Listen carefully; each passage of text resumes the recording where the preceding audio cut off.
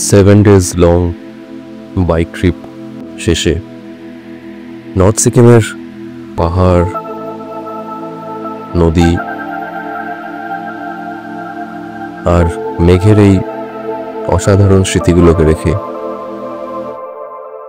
আজ বিদায় বলার সময় এসেছে। এই সবকিছু যেন একটা ড্রিমের মতো ছিল। প্রত্যেকদিন নতুন নতুন ড্রিম, কিন্তু ড্রিম যতই বড় হোক না কেন একদিন না একদিন তো শেষ হতেই হবে। মনে মনে ভাবছিলাম এবার শুধু পাহাড় থেকে নেমে হাইওয়ে ধরবো আর বাড়ি ফিরবো, কিন্তু কে জানতো এই পুরো রাইডের সবচেয়ে বড় সারপ্রাইজটা আমাদের জন্য অপেক্ষা করছিল হাইওয়ে ধরার আগে।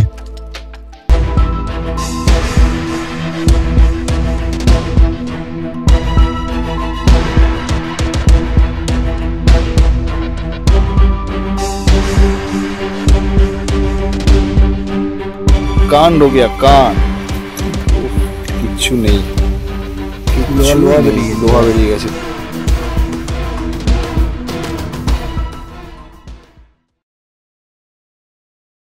দেবরা ফিরে এসে দেখতে পেল যে আমাদের বাইকগুলোর ম্যাক্সিমামই ফ্রন্ট ব্রেক প্যাডের দিক থেকে ম্যাক্সিমামই আইসিইউতে, আর কয়েকটা তো ডেড হয়ে গেছে, মানে ফ্রন্ট ব্রেক প্যাড শেষ প্রায়। আমার ক্ষেত্রেও তাই, আমারটা নাকি পুরোপুরি ডেড, এদিকে বুঝতে পারিনি কারণ ফ্রন্ট ব্রেক তো এখানে বেশি ইউজই করছি না, স্কিড করে যাওয়ার ভয়, কিন্তু জানি না কি করে হলো। আমার 50% মতো ক্র্যাঙ্ক ছিল, তখন থেকে সন্টুদা বৃষ্টিতে ভিজে ভিজে প্রায় 6-7 খানা, কটা করলে 6টা গাড়ি হয়ে গেছে। আমার গাড়িটা নিয়ে 7 নম্বর বোধ হয়। এই আমার ব্রেক প্যাডের কিচ্ছু নেই, লোহা বেরিয়ে গেছে।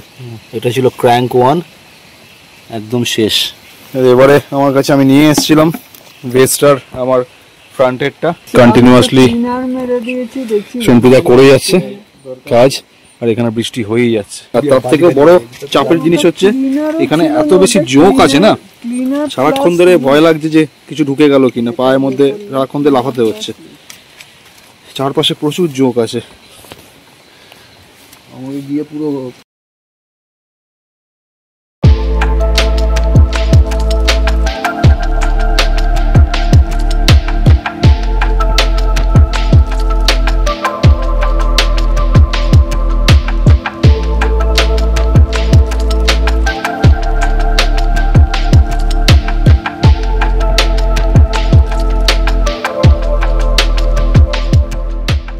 Very good morning from জঙ্গু।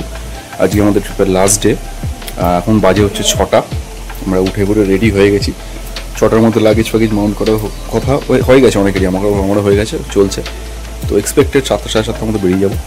আজকে এখনও অবধি ওয়েদার ক্লিয়ার, এই যে দেখা যাচ্ছে, বাট আকাশে মেঘ রয়েছে, বৃষ্টি যে কোনো সময় নামতে পারে। তবে সবথেকে বড় চাপ যেটা, রেল লাইনের পরে তো প্রতিদিনই চালাচ্ছি, সেটা কোনো কথা নয়, সবথেকে বড় চাপ যেটা সেটা হচ্ছে আজকে 17th মে, আর আজকে NH10 কমপ্লিটলি বন্ধ ফ্রম 9 to 6। এবার সেটার জন্য আমাদের একটা বড় চাপ হয়ে গেল, আমাদের একটা অল্টারনেট রুট খুঁজে যেতে হবে। আপাতত যেটা ঠিক হয়েছে সেটা হচ্ছে যে আমরা এখান থেকে বেরিয়ে ডিকচু হয়ে বেরোবো ঋষিখোলা রাস্তাটা ধরে উঠে লাভার রাস্তাটা ধরে বাগরাকোটের ওই লুপ, ওই রাস্তাটা ধরে বেরোতে হবে। কিন্তু বেরিয়েও আমরা যে গাজলডোবা হয়ে বেরোতে পারবো সেটারও সম্ভাবনা নেই, কারণ গাজলডোবার রাস্তাও বন্ধ রয়েছে, বোধহয় ব্রিজের ওপর কিছু রিপেয়ারিং হচ্ছে।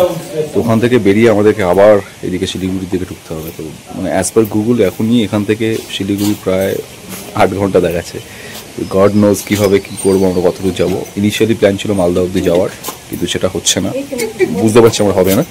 দেখা যাক যতটা ম্যাক্সিমাম টানা যাবে। ইনিশিয়াল এখন টার্গেট আছে হচ্ছে ইসলামপুর, যদি পৌঁছে যাওয়া যায় তো ভালো।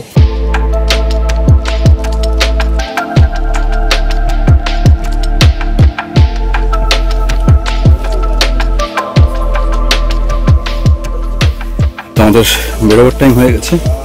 এখন ওদের রিচুয়াল হিসাবে ওই একটা গুড লাকের জন্য একটা এরকম পড়ায়, এটা আমি আগেও অনেক জায়গায় পেয়েছি, ভালো। এই নিউ জংলি হোমস্টে খাবার দাবার, লোকজন সবাই খুব ভালো, খুব হেল্প করেছে।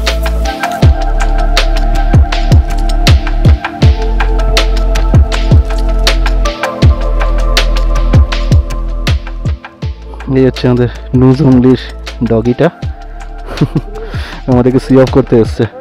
টাইম হচ্ছে 8:04, আমরা এখান থেকে স্টার্ট করছি। জয় মা।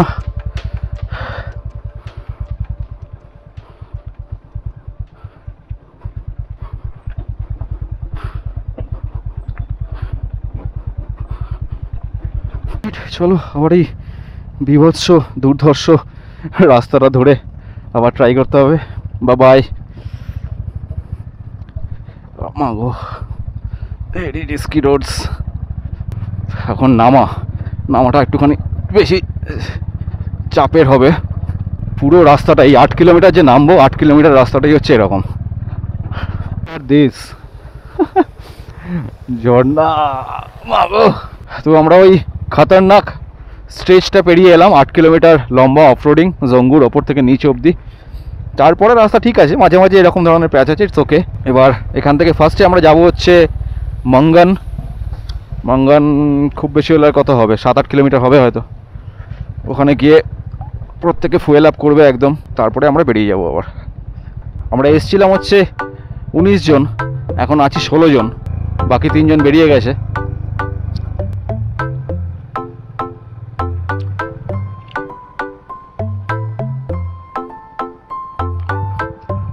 এই হচ্ছে সংকলন। এখানেই আমরা পারমিট দেখিয়ে উঠেছিলাম। নদীটা ব্রিজটা ক্রস করার পর ওই পাশে একটা টেন্ট আছে, ওইখানে পারমিট দেখাতে হয়।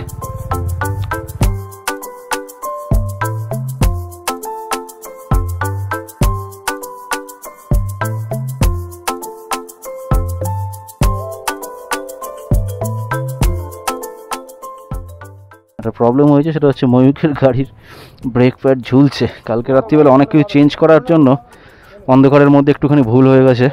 ওই লাস্ট এই জিনিসটা একটা যে রডটার মধ্যে থাকে সেটা ঢোকানো হয়নি, তো ইনফ্যাক্ট এখান থেকে বেরিয়ে এসে এখানে আটকে গেছে মালটা। ভাগ্যিস চাকা পাকা লক হয়ে যায়নি। আছি হচ্ছে মঙ্গনে পেট্রোল পাম্প থেকে পেট্রোল ভরানো। মঙ্গনে দুটো পেট্রোল পাম্প আছে, একটা নিচে মানে মঙ্গনের যে গেটটা আছে ওটার মুখে, আর একটা ওই গেটটা দিয়ে ঢুকে 3 কিলোমিটার ওপরে। তো এক জায়গায় গেলে সবাই ভিড় হয়ে যাবে, মানে 19-16টা বাইকে। তো 6টা বাইক ওপরে চলে এসেছি, 10 জন নিচ থেকে ভরাবে। এবার এখান থেকে আস্তে আস্তে রংপুর দিকে নামবো। হ্যাঁ গড, দেখো খালি ভিউটা। আমরা এখন ডেকচুর দিক দিয়ে যাচ্ছি আর কি। রাস্তার কন্ডিশন খুব বাজে, যদিও এটা এনএইচ মাঝখানে ভেঙে গেছে বোঝা যাচ্ছে। আর এই রাস্তায় প্রচুর এরকম ঝর্ণা, প্রচুর, একটা পর একটা চলেই আসছে এদিক ওদিক দিয়ে। আর আমাদের অফরোডিং শেষই হচ্ছে না। ও মাই গুডনেস, বড় বড় পাথর, ওই দেখো বড় বড় ঝর্ণা, চারিদিক থেকে ঝর্ণা, কাদা, ওয়াটার ক্রসিং, কাদা, পাথর, এভরিথিং ইজ দেয়ার।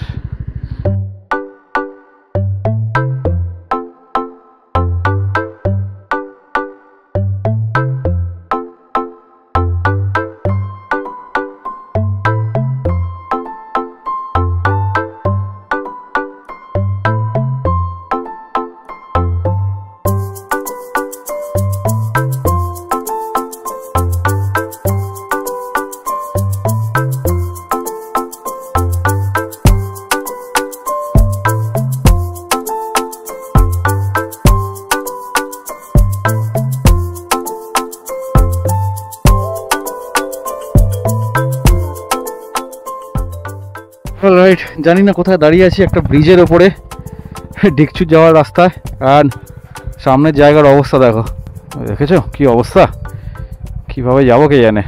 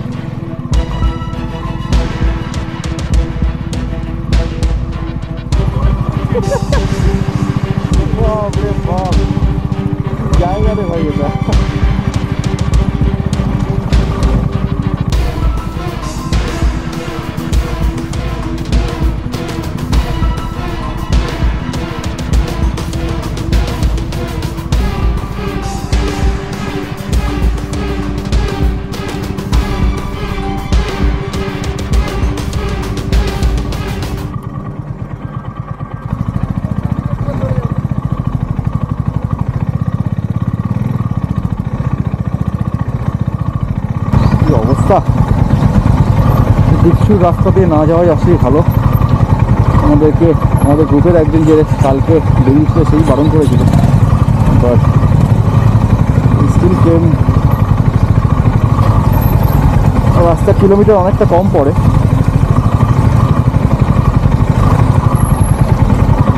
রাস্তার কন্ডিশন খুবই বাজে, খুবই বাজে।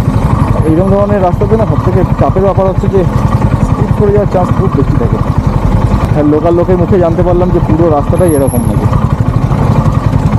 সবেমাত্র হয়তো আমরা 8-9 কিলোমিটার এসেছি, এখনও 15-16 কিলোমিটার এরকমই রয়েছে। It's very dangerous and time taking basically. Cream হয়ে গেছে, ক্রিম।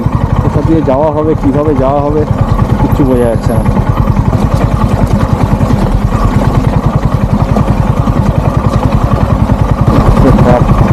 কন্ডিশন দেখো, যাবো এখান দিয়ে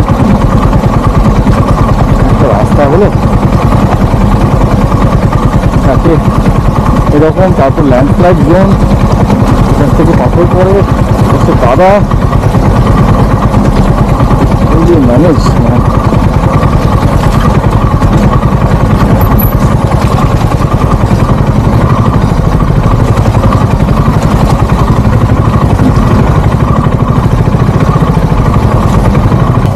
জায়গা বাকি নেই, মানে পুরো 22-23 কিলোমিটার রাস্তা একদম একই রকম। দিচ্ছু দিয়ে কেউ ওঠে না ভাই, নমস্কার। দিচ্ছু রোডস আর হরেবল, সিরিয়াসলি। তিনি বলেছিল কালকে যাওয়ার সময়, কিন্তু আমরা শুনিনি। আমরা আবার ওই রাস্তাতেই ঢুকেছি। মুহূর্তে কিছুক্ষণ গিয়ে সব এদিক ওদিক উল্টে পড়ছি আমরা, আর কোনো অপশন নেই। লুক এট দ্য কন্ডিশন, বাপ রে বাপ। কিলোমিটার বাঁচাতে গিয়ে এই রাস্তায় ঢুকতে গিয়ে ভুল করো না কেউ। এখন যদি কেউ এসে থাকো এরকম মে মাসে, ডোন্ট ডু ইট। আমি জানি না পরে কী অবস্থা থাকবে, but take the alternate route. এখন বাজে হচ্ছে 4:30। আমরা এখানে ঢুকেছি এই জায়গাটাতেই, যেখানে আমরা যাওয়ার দিনকে ব্রেকফাস্ট করেছিলাম। সেখানেই আমরা বলে দিয়েছিলাম, অ্যাকচুয়ালি ব্রেকফাস্টে পরে খিদে পেয়ে গেছিলাম। আমরা ভেবেছিলাম মাঝখানে একবার খাবো, তারপরে আবার লাঞ্চ কোথাও করবো। সেটা আর হলো না। ওই ভয়ানক ডিকচুর রাস্তা ক্রস করতে করতে আমাদের এখানে পৌঁছতে 2:30 হয়ে গেল, 2:22। আমাদের গুড লাক চার্ম পড়ানো হয়েছিল, কিন্তু গুড লাকে কোনো সম্ভাবনা পাইনি আমরা। সম্ভাবনা আছে আমরা বৃষ্টি নিয়ে কলকাতা ফিরতে পারি। দেখা যাক, আমরা যেদিকে যাচ্ছি যেখানে বৃষ্টি হচ্ছে, কলকাতার বৃষ্টি যেতে পারলে আমাদেরই লাভ, আপনাদেরও লাভ। কিন্তু এখন প্রবলেমটা হচ্ছে যে ওই 2:30টার সময় ঢুকেছি, NH10 খুলবে হচ্ছে 6টার সময়। আজকে যেরকম বন্ধ ছিল 9টা থেকে 6টার সময় খুলবে। তো আমরা ডিসাইড করলাম যে ফার্স্টে ভেবেছিলাম আমরা বাগড়াকোটের রাস্তাটা ধরে ওই দিক দিয়ে ঘুরে যাবো, কিন্তু ওটা দিয়ে গেলেও 6 ঘন্টা মতো লাগতো। তো ডিসাইড করলাম যখন মোটামুটি 3:30-4টে বাজে, আর একটুখানি ওয়েট করে তাহলে এই রাস্তা দিয়ে নেমে যাবো। কারণ 6 ঘন্টা ওই দিক দিয়ে ঘুরে যাওয়ার থেকে এখানে 2 ঘন্টা বসে রেস্ট নিয়ে আবার 3 ঘন্টা এখান থেকে যাওয়া একই ব্যাপার, শুধু এনার্জিটা ড্রেন হবে না আর কি। তো এখন আমরা এখানে ওয়েট করবো 6টা অবধি, তারপরে এখান থেকে বেরোবো। আজকে আমাদের যে প্ল্যানটা ছিল সেটা পুরোপুরি ওই ডিকচুর রাস্তার জন্য ভেস্তে গেল আর কি। আমরা না মালদা না ইসলামপুর কোনোটাই পৌঁছতে পারলাম। আমরা বাগডোগরা যেখানে হোটেলটা ছিলাম সেখানেই আবার যাব। কালকে ওখান থেকে ফেরাটা অনেক চাপ হয়ে যাবে, বিকজ পুরো রাস্তাটাই আর কি, যেরকম আমরা রাত্রিবেলা কভার করে এসেছিলাম সেই রাস্তাটা পুরোটা দিনের বেলা কভার করে যেতে হবে।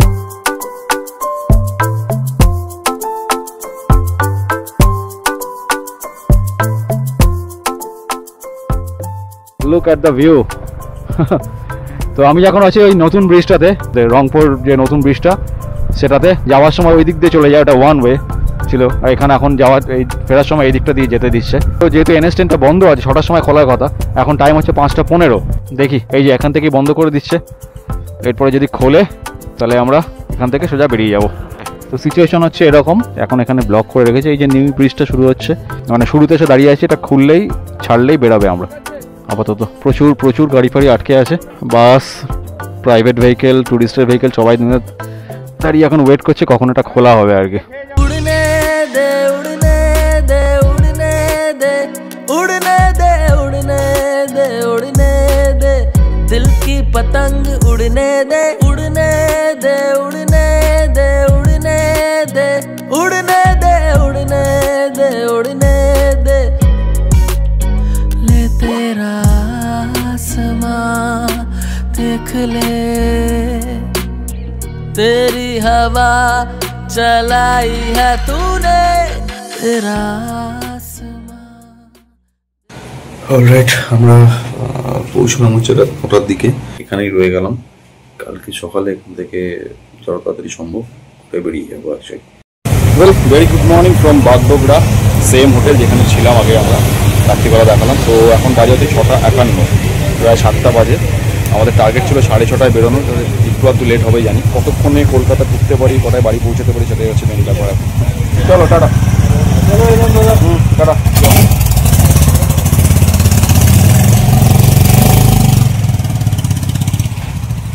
আমাদের বাকিদের এখন লাগেজ ফ্যাগেজ মাউন্ট হয়ে গেছে, আমরা ফুল রেডি, জাস্ট চাপিয়ে বেরোবো এবার।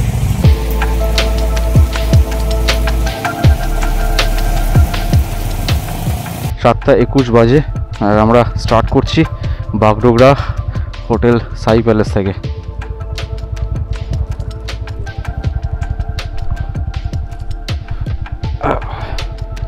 So this is the hotel.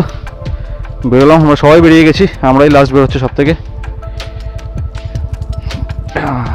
ওই দিক থেকে পাহাড়ের ভিউটা দেখো, ঝেপে বৃষ্টি হয়েছে সকালবেলা। আবার আমরা উল্টো দিকে যাব এখন, দেখা যাক যদি বৃষ্টিটা না পাই তো ভালো, কারণ এই গরমের মধ্যে সবগুলো আর পড়তে ইচ্ছা করছে না। ওপরে ঠান্ডা লাগছিল আর এখানে গরম। ওয়েল, 7:23-এ হোটেল থেকে স্টার্ট করে 1 ঘন্টার মধ্যে আমরা বোতলবাড়ি রাস্তা ঢুকে গেলাম। এবার এই রাস্তাটা তো আস্তে আস্তে চালাতে হবে, এখানটায় বেশি স্পিড তোলা যাবে না। এমনিতে সিঙ্গেল রোড, তার মধ্যে গ্রামের ভেতর দিয়ে যায়, গরু ছাগল। ওয়েদারটা এরকম থাকলে ভালো, মেঘলা মেঘলা হয়ে আছে, রোদ নেই বেশি।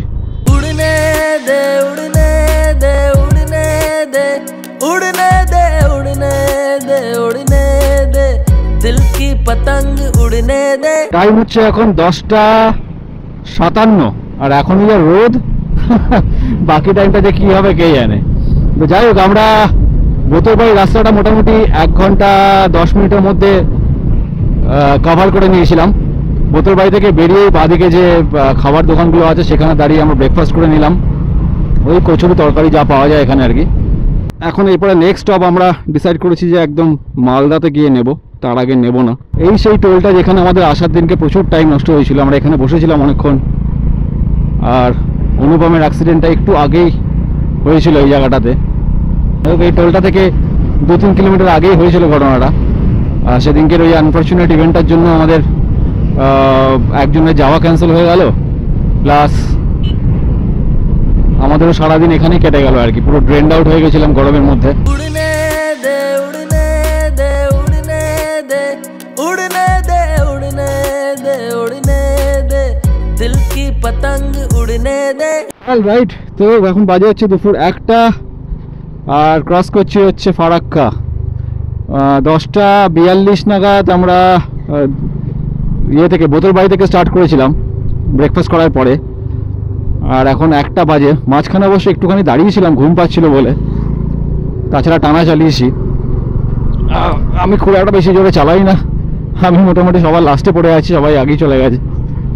বাট তাও ঠিক আছে, আমরা মোটামুটি ভালোই মেনটেন করছি। হল রাইট, টাইম হচ্ছে 3:05 আর আমরা এখন এসেছি লাঞ্চ করতে পাপ্পু দা ধাবা। এটা হচ্ছে মোটামুটি ওই বহরমপুর থেকে আর কিছু কিলোমিটার আগে। এনিওয়েজ, দেখা যাক কী কী পাওয়া যায়, একটু ফ্রেশ হই আগে।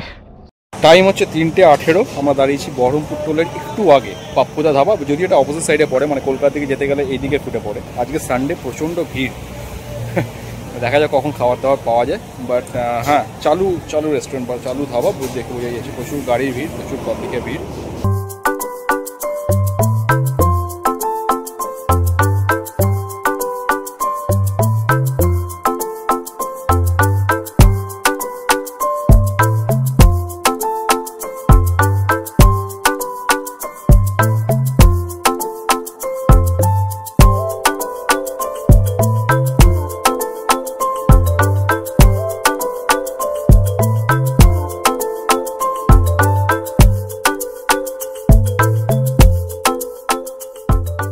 মোটামুটি 1 ঘন্টা মতো লাগলো, হওয়ারই ছিল, খাওয়া দাওয়া করে একটুখানি রিল্যাক্স করে।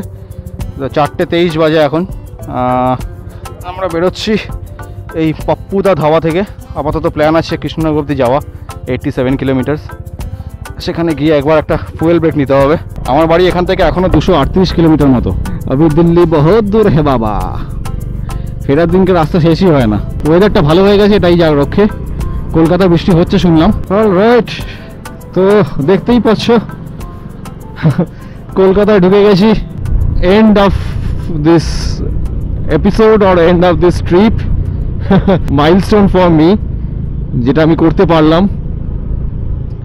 অনেক দিনের ইচ্ছে ছিল, যেটা সব বাইকারেরই থাকে, বাইক নিয়ে গুরুদংবার, বাইক নিয়ে সাংলাফু, এইসবগুলো করার যে অভিজ্ঞতাটা সেটা হলো। যদি এই এপিসোডটা ভালো লেগে থাকে তাহলে অবশ্যই একটা লাইক দেবেন। আর যদি এই পুরো সিরিজটা ভালো লেগে থাকে, যদি ওভারঅল আমার কন্টেন্টগুলো ভালো লেগে থাকে, then I will definitely request you to subscribe my channel. That will motivate me to visit more and more places and create more and more such vlogs. So with that said, thank you for watching this video. I'll be meeting you very soon with another video, probably with another destination. So till then, take care, ride safe, and bye bye.